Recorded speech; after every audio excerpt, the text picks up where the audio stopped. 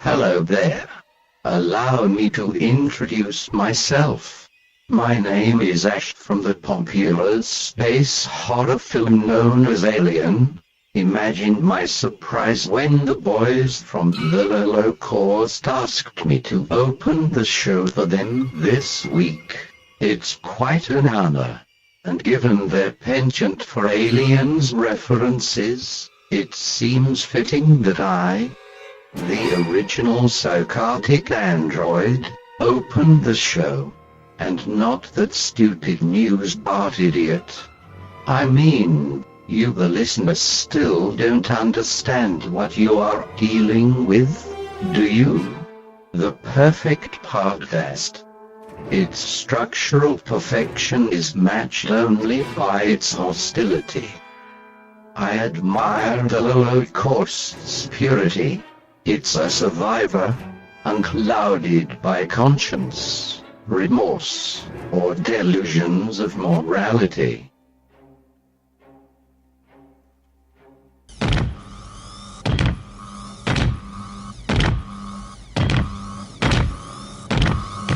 Yo, Ash. I am really happy for you. I'ma let you finish. But there is room for only one psychotic android on this show. And, well, this particular psychotic android happens to have an M41 repulsed rifle in his robotic hand. I can't lie to you about your chances, but you have my sympathies. Oh, you dirty motherfucker.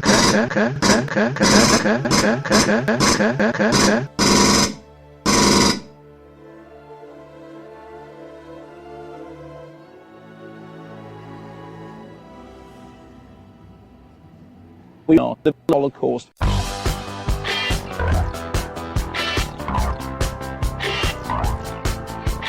Bouncy Ball sends Twitter saying that we're live at last. The listeners take position on the sofa in the flat. Dr. Hammock's on the mixer and Dalek is on the feed. He's got some disappointing candy and some fanfiction to read. He rambles like a wanker till the listeners fall asleep.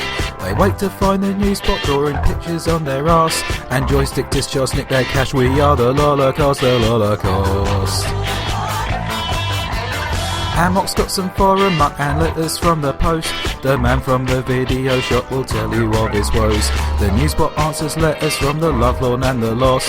CliffyB's a portrait of success's ugly cost. A special guest will try to pretend that he gives a toss.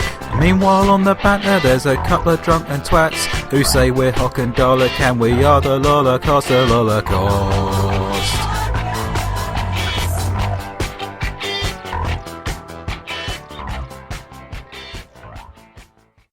Hey, Dalek.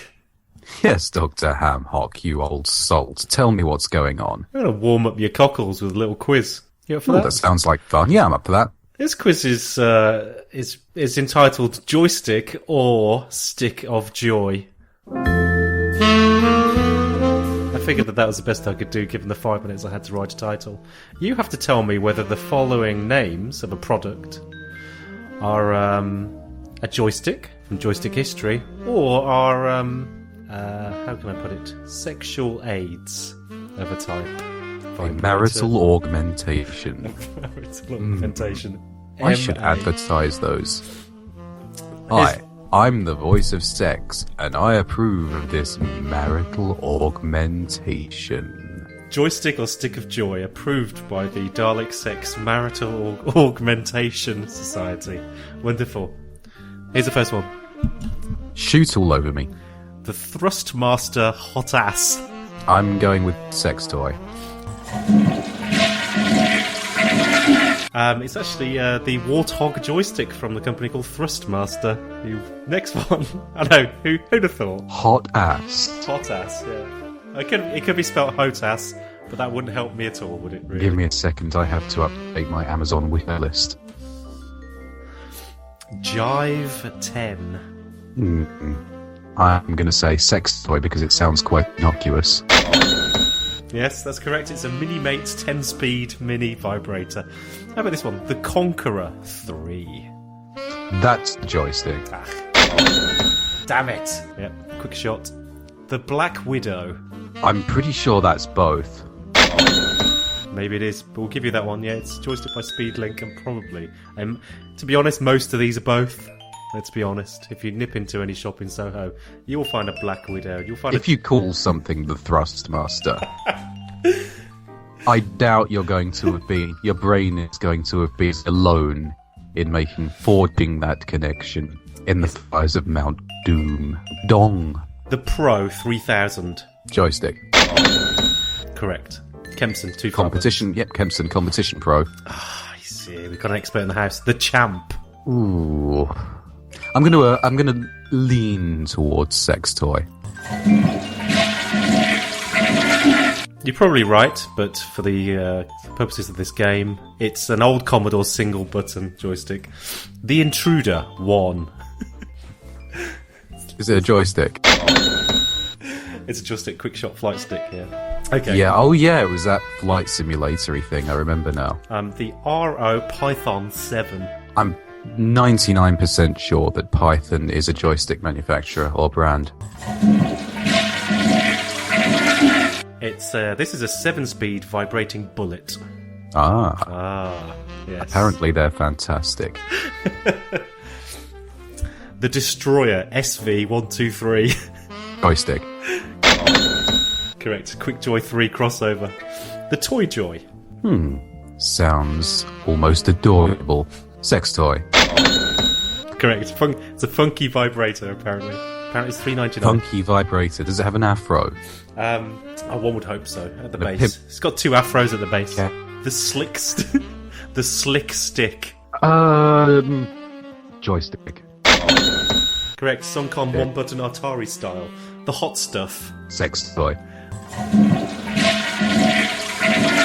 No, it's apparently it's the Bishu Hot Stuff crossover joystick, which is a cross between a flight stick and a joystick.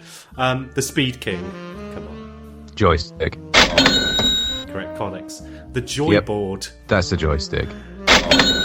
Yes, it is. It's actually a balance. I didn't know this existed. Apparently, it's a balance board for the Atari 2600. There you go. Ah, yes. There's been some strange things. You probably don't remember the that plastic flak jacket that whacked you in the small of the back every time you got shot in game. So that after about 10 minutes of Call of Duty, your legs all wore. You're flagellated to within an inch of your life. Or the little plastic surfboard that you were meant to balance on the rubber keys of the Spectrum keyboard and put 2 fingers on it and pretend that your hand was a man surfing. How about this one? The 8-way joy. That's got to be a sex toy. No, it's an 8-way joystick by Archer. 1 button. Le stick. It's French. Le stick. Joystick. Correct, by Datasoft. It's an old style Wiimote kind of thing with a push button on the end. The cluster stick. Joystick. Correct, it's an arcade stick apparently. And the final one, the smart wand. Sex toy. Correct, it's a Lilo cordless body vibrator. I know. You know, got one in your pocket. You got it in your Animal Crossing town hall, just wobbling away. I'll tot up the scores at the end of the show. See what prize you've won. I'll pop it in the post. It might be vibrating as it goes through the letterbox. And Stuart will deliver it. Not anymore, no. Depends when this goes out. Current schedule, yeah, he might be able to deliver it because he might be out. You know? Let's be honest. Very nice.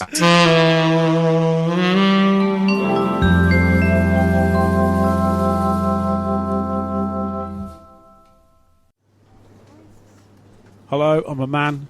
I work in a video shop. I'm the man from the video shop. Re-record, not fade away. Re-record, not fade away. Re-record, not fade away. There are times working in a video shop leaves me completely stunned into silence. This happened to me a little while ago, and I genuinely had to stifle the urge to point and laugh out loud at a customer. I'd like a credit on my account, please. Okay. I took the customer's DVD. What's wrong with the movie? I said.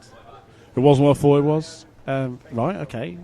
Now I'll step in here and just say we get this a lot. So much so that now we insist upon a full explanation from the customer before even considering issuing credit or handing out free movies. So I asked and got this response. Well, I rented it because I thought it was a sequel. So, fact fans, what movie had they rented as assumed a sequel? Well, surprisingly, it was the found-footage sci-fi horror Apollo 18, the film that Dalek said was when the moon's made of spiders. That one, Apollo 18. Now, the quicker among you will have realised that this exactly is going to be what's happened next.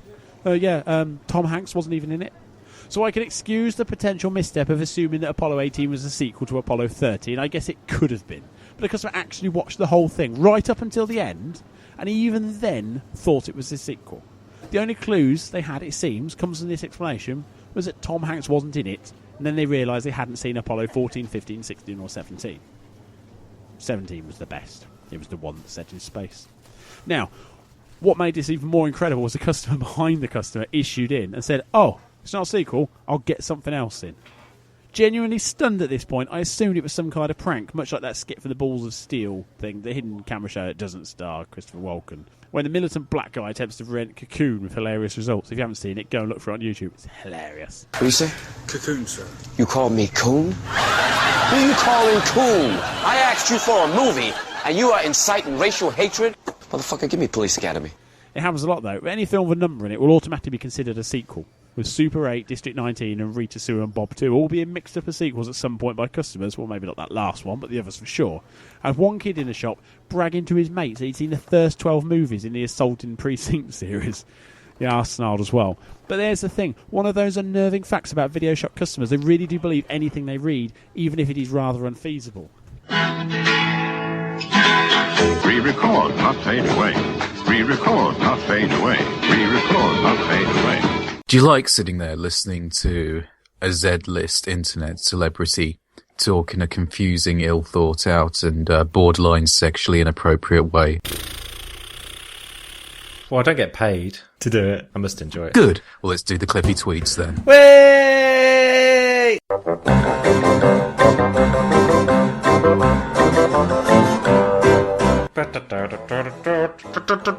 So what's Cliffy been saying this week? I'm going to be honest with you, Hock. Cliffy managed to get through the entire Xbox One launch without tweeting anything remotely embarrassing or unintentionally amusing. He talked a load of crap. I was honestly ready to sit down this week and tearfully tell you that, the goldfish had gone to a better place and that Cliffy Tweets was no more. We should be so lucky. And then all of a sudden, out of nowhere, there's a difference between bleaching a sand dollar you found at the beach and bleaching a starfish you found in your bikini. What's a sand dollar? Is that It's shell? a kind of seashell, yes. Ah, yes. Right, okay. So, obviously, again, the devil is in the detail here. Yeah, I can't. It's brilliant. I love the way his brain just misfires and seizes on things that it thinks are comedy.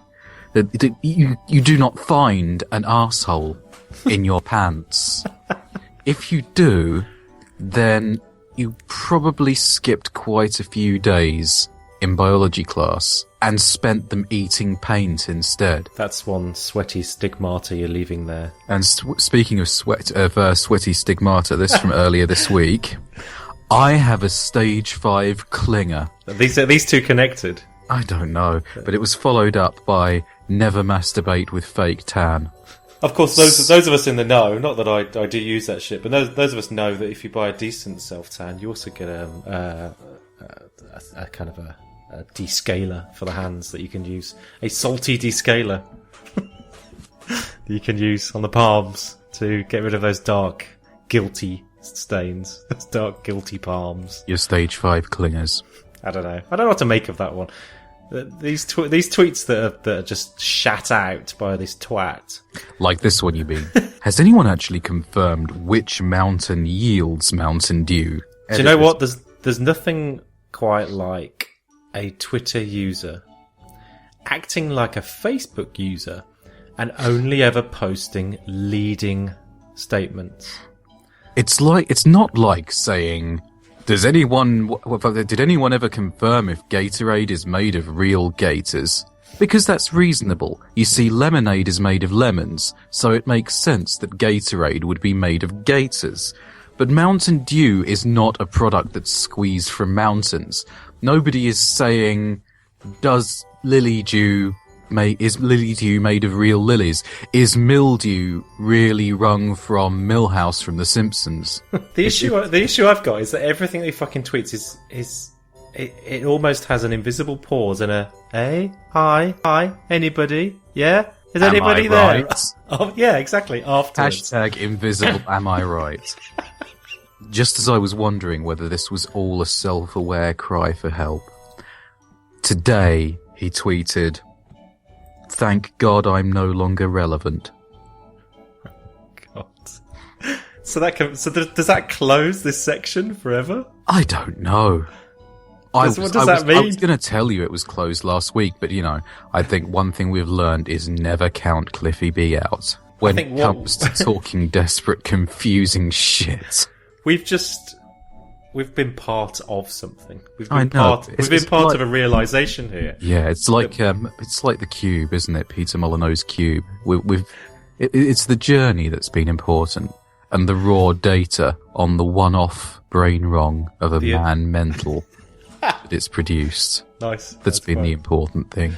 We've reached the CliffyB event horizon, and we're all passing through it together. So surely, whatever comes out the other side, it's just going to be passing through the brown starfish that we found in our pants. We didn't know it was there. Clingers on the starboard bow, Captain Dalek. Clingers on the starboard bow.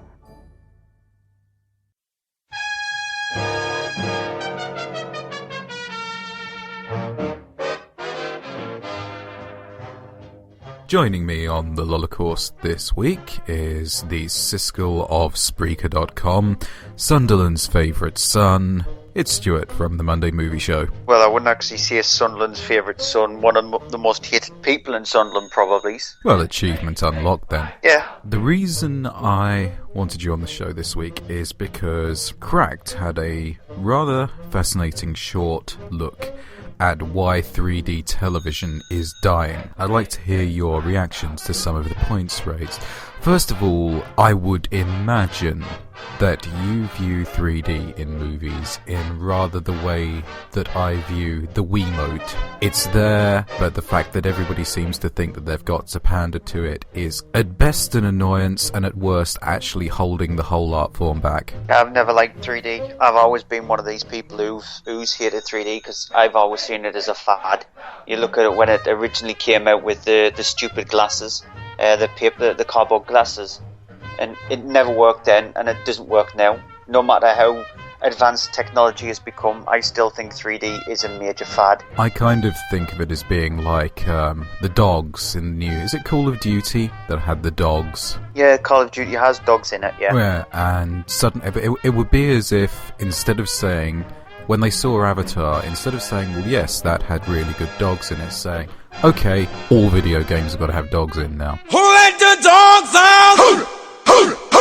Anyway, moving on. Here's some of the points that, who was it? David Christopher Bell of Cracked raised about the impending death of 3D. Number one, hurts your eyes, obviously, and 3D TV hurts them even worse. I don't know if you've actually got a 3D television, have you? No, I would never buy one.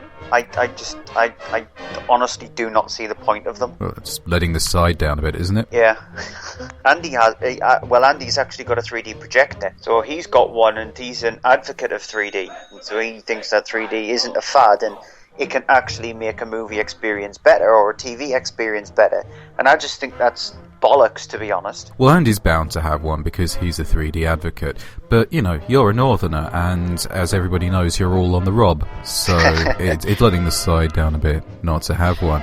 We've got... Dr. Hamhog's got one. We never watch it. It's in his rusty white van with a barking dog in the passenger seat. That's why he couldn't join us for this little chat. He was riding dirty, and I couldn't touch that because, I can't go back inside. I'm too pretty to survive in prison. What's your experience on having your eyes hurt by 3D? Well, I'm trying to remember what exactly the first film was I saw in 3D. It wasn't Avatar. Because I've only ever seen Avatar once. That was in the cinema and that was in 2D.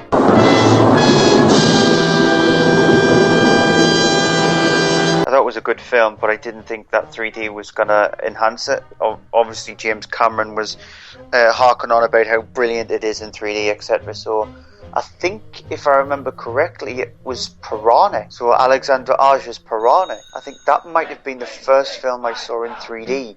It's either that or one of the Resident Evils. And you can just imagine watching a Resident Evil film in 3D. The amount of zombies on the screen, trying to put that into 3D.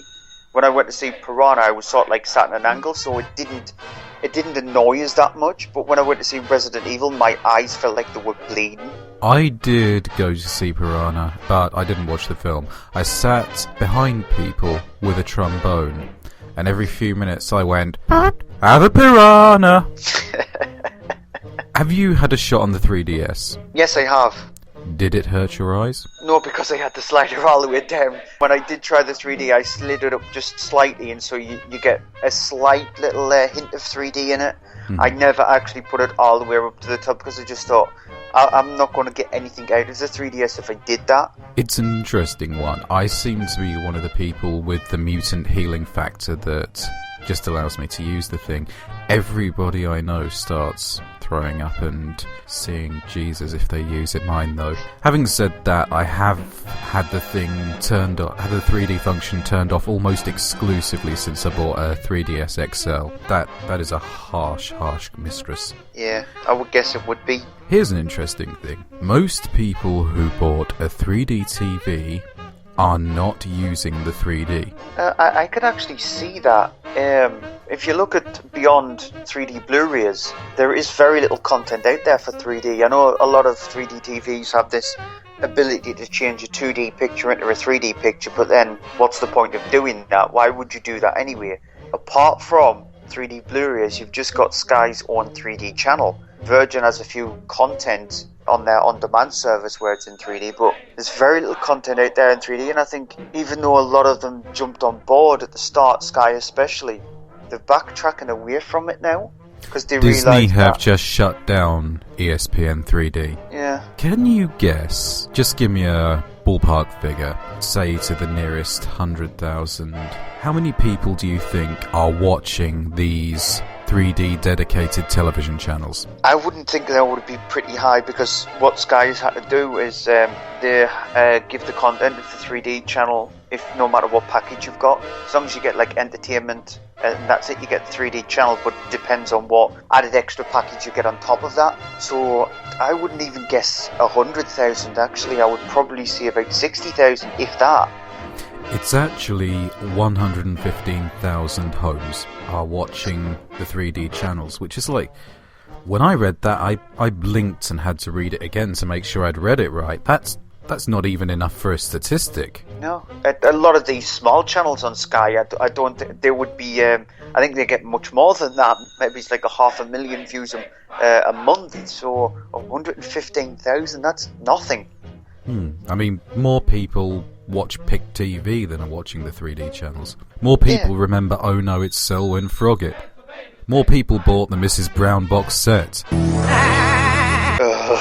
Here's an interesting thing. A 2010 study by the Nielsen Company found that 9 out of 10 participants had absolutely no interest in wearing 3D glasses in the home. This was 2 years before they started rolling out the 3D televisions, and they already had a study which said nobody wanted to watch 3D televisions. Yeah, because if you look at a lot of companies also have gone with 3D TVs without the use of glasses, and they haven't took on neither. So no matter in what way you deliver 3D, nobody wants it. People realise that it's only suitable for the cinema. I think kids are more captivated by it. It's a kind of thing that kids are captivated by, but then you've got cinemas putting caveats on the tickets saying that kids under a certain age shouldn't go to see a 3D movie because it's not very good for their eyes. Warning, may make your children blind. Yeah, so I think it's more of a kids thing rather than an adult thing, because if you look at the amount of movies that are in 3D, very few of them have got a 15 certificate or above. So it's mainly for children, and I think adults can probably see that it is a fad, but kids are going, I want to see it in 3D. Well, that brings us on to the last point in the list. They did talk briefly about the fact that it makes video games shit, but that's a bit of a no-brainer, so we'll skip that. Their first and foremost reason for why 3D television is dying is, and I quote, "There was never a demand for the technology, ever." I'll just read to you verbatim from the article. The first commercial 3D movie premiered in the 1920s, played once, and dropped off the face of the earth. Since then, Hollywood has attempted to bring it back every few decades, first in the 50s, then in the 70s, and it failed both times. People in the 50s got the same goddamn headaches. Asking consumers to pay more for a feature that makes them sick is a terrible business model. I couldn't agree with it more. That's exactly how I feel. It is a terrible business idea. But the thing is, studios last year, I think they ramped down a little bit on the 3D movies that they were releasing. It seems that they've increased them this year. So in the first 6 months of this year, we've had quite a few movies released in 3D where you just don't see the point of it. If you look at The Great Gatsby, would you ever have thought that a Baz Luhrmann film would have been much better in 3D than in 2D? Yeah, an Art Deco period piece, it doesn't really scream 3D, does it? No, because animated films, they'll work really well in 3D because it's a much more easier process to do. Or if a film is directly shot in 3D, maybe, possibly it could work. But you look at films like the movies that they're touting 3D art. Star Trek Into Darkness, apt title, isn't it? Star Trek Into Darkness, when it's in 3D. Man of Steel, things like that. There's superhero movies where a lot of things are happening. You can just imagine sitting for 2.5 hours with those glasses on, watching explosions and things like that. You're going to come out with more than just a headache. Here's something to leave you with, a little tidbit to dig out at parties. The head of DreamWorks Animation called 3D the greatest innovation that's happened to movie theatres since colour. It's actually older technology than colour.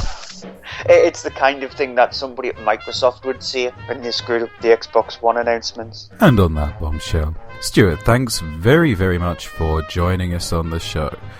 Look forward to listening to you again on the Monday Movie Show on iTunes and Spreaker.com. And that is what time? 7:30 on a Monday. Or is it?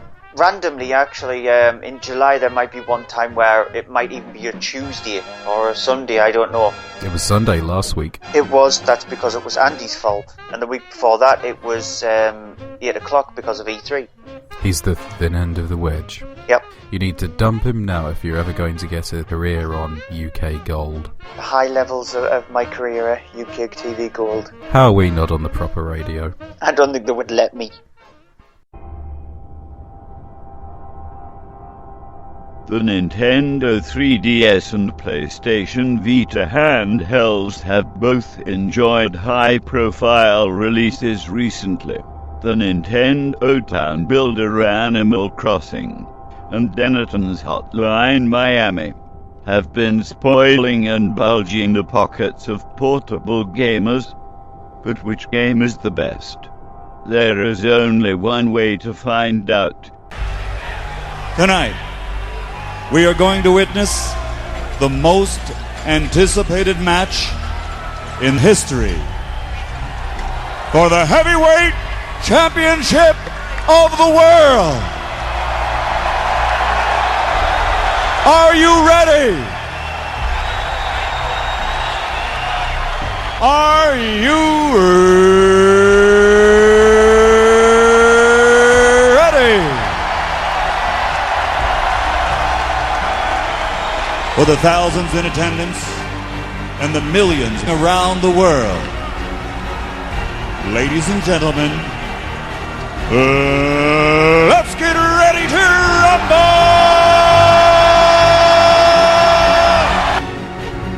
Hotline Miami.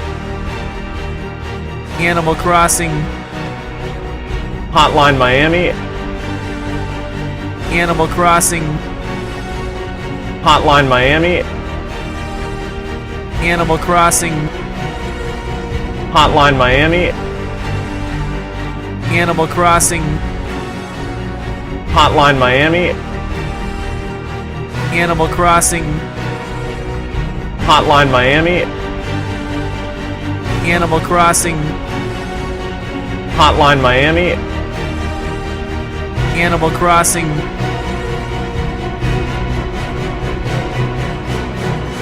Hotline Miami.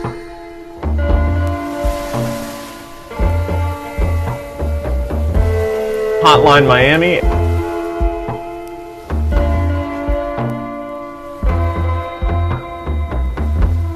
Animal Crossing.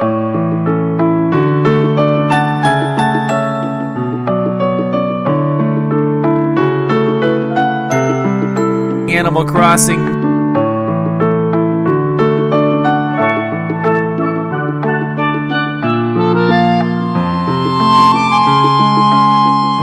Hotline Miami.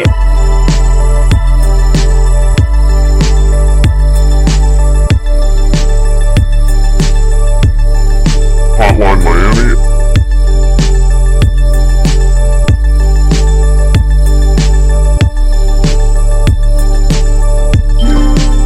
Animal Crossing.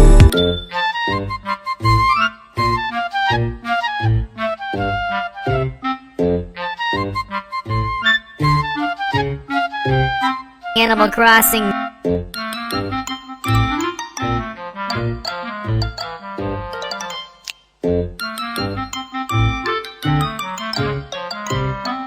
Hotline Miami.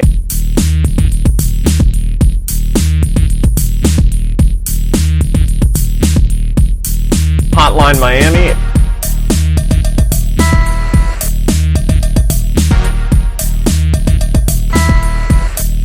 Animal Crossing.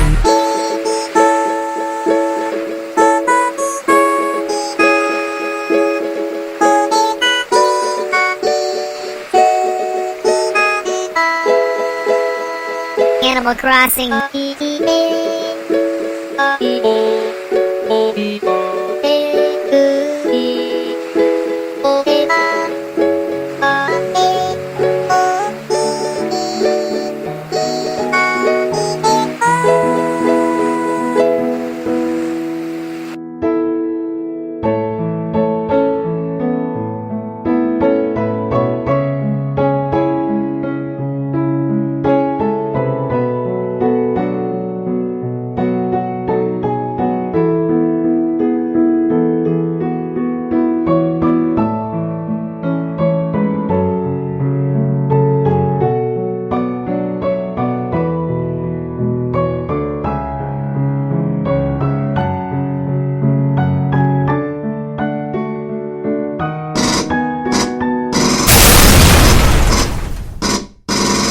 Hotline Miami. Flawless victory.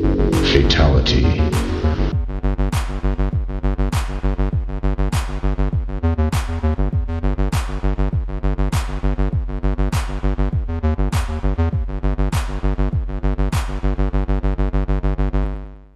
It's time for the part of the show that nobody, literally nobody, has been waiting for.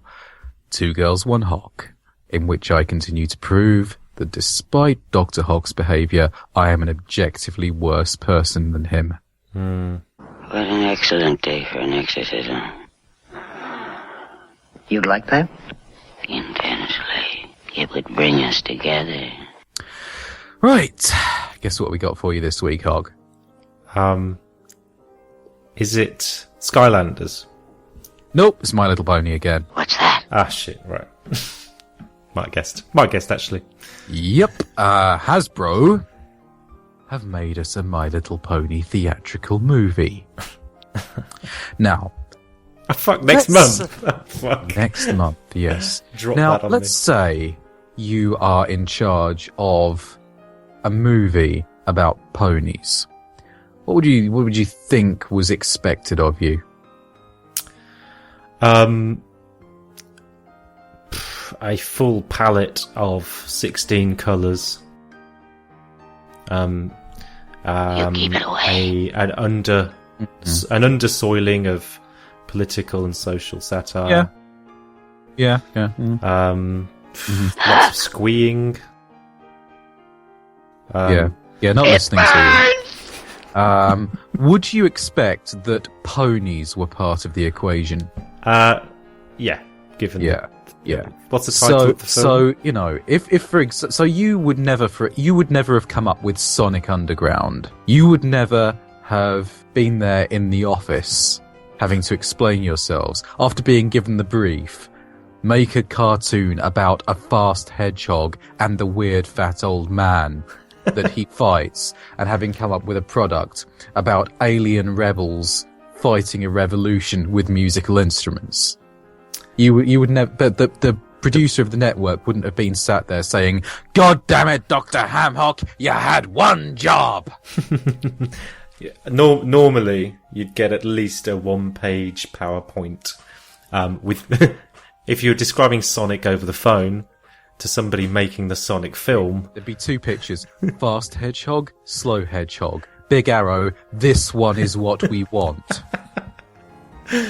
Yeah, there's been some kind of there was a really boring example of things going awfully wrong. Was an album by Sonic Youth a few years ago, which was called, it was something and no style.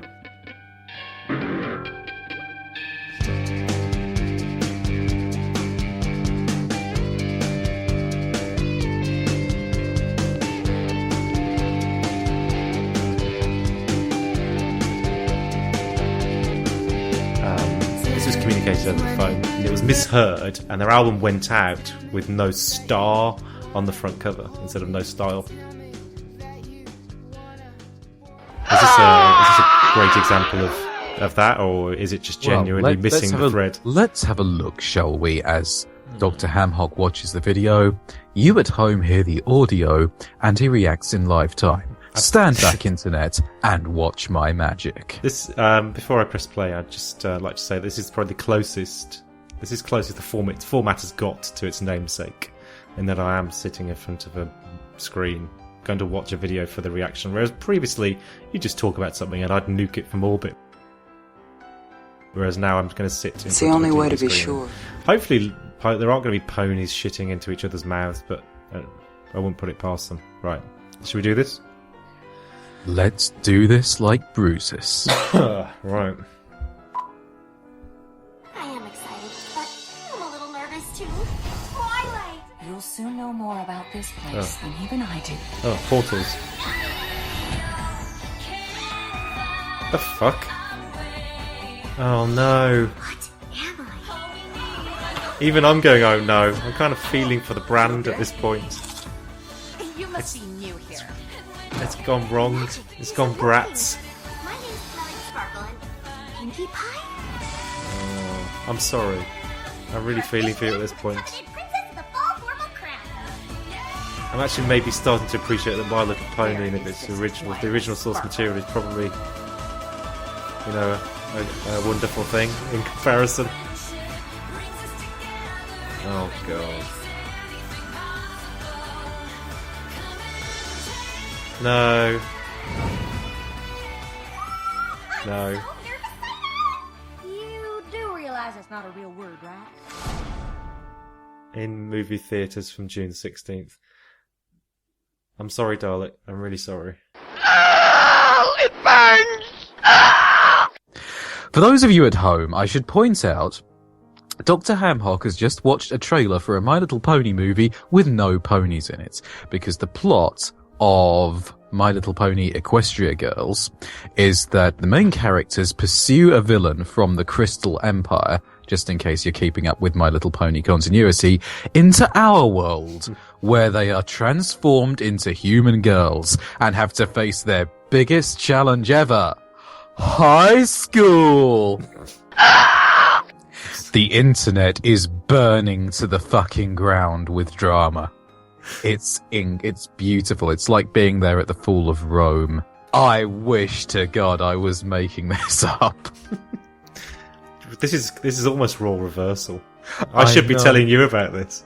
It's incredible. It's beautiful. Of course, the long and the short of this is that Hasbro is planning to sell some Bratz dolls. Yeah. Crossed over with My Little Pony, and they need a vehicle to do this on. But good God, the vehicle. I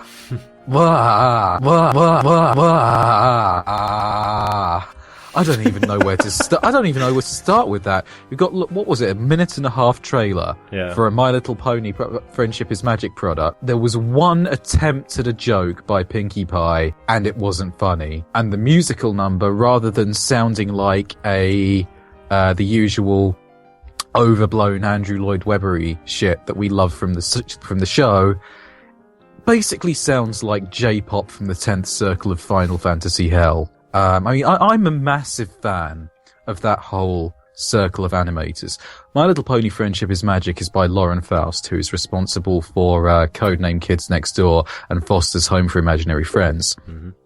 Her husband, Craig McCracken, is Powerpuff Girls, and they've also worked with Genji Tartakovsky, who is Dexter's Lab, Star Wars The Clone Wars, and recently Hotel Transylvania. And I'll watch anything that they've touched because it's all wonderful. So, hold the press. I've just found a little synopsis for the My Little Pony film.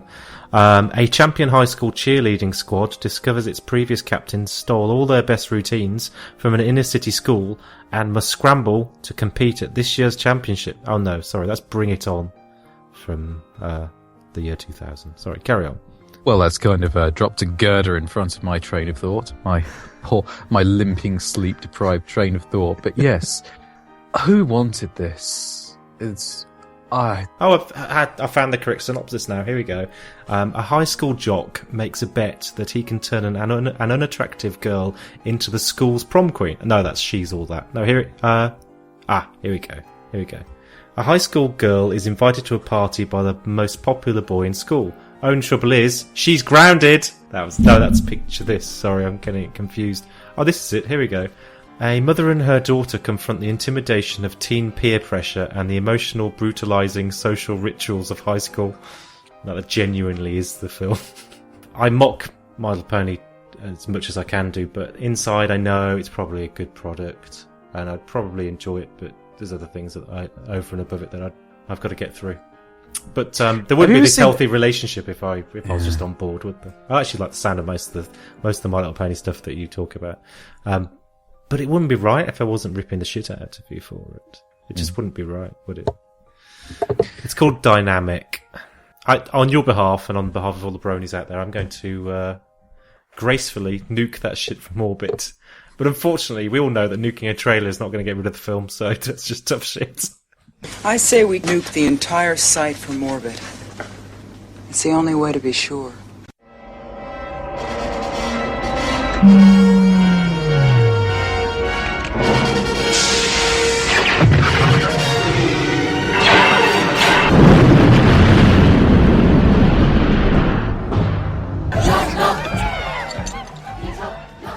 Obviously, I'm going to be live tweeting this one from the cinema. Of course. Actually, I'm not sure if I can do that anymore, because in the noughties, I went to the cinema in Shinjuku to see a Kamen Rider movie. But the problem is, they only show them in double features with the Power Rangers movie. Oh. I was their 20-something gaijin in a black leather jacket with a bottle of sake tucked inside it, probably reeking of alcohol, just standing off at the side, in a room shoulder to shoulder with Japanese 4-year-old boys, and it just looked a bit funny. And that was when I was in my 20s. Now I'm in my 30s. I would probably be tasered to the ground. Funny becomes creepy. Funny and eccentric becomes... If